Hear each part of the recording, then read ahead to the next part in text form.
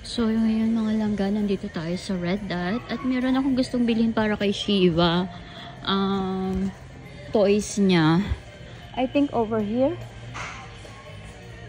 Gaganda oh. Pero hindi yan ang bibili natin. I think over there, my love. The dog accessories. Yeah, see? Pet, beddings, pet toys, and accessories. So, doon tayo pupunta. May gusto kong bilhin sa kanya kasi ayan o, ang daming toys para sa dog. Pero not plastic. There's a ball. $5. That's good for the teeth. So, maybe this one, $3. I'm gonna pay it. Yep. So, ayan, para kay Shiba Tooth.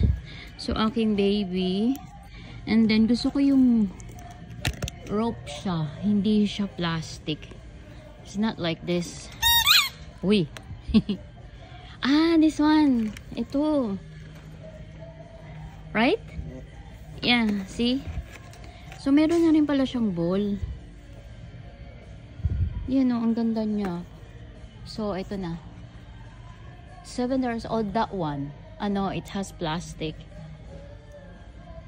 This one, $6. This one is less, $1. What you reckon, my love? So, maybe this one na lang. Ayan guys, ang daming mga toys dito, oh. Hala, ang cute. Baby, nakikita mo yan? Hindi lahat yan bibili ni mami sa'yo.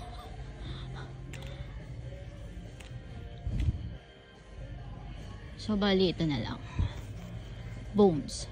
$4.99. So, yan guys, ito. Babayaran na natin siya.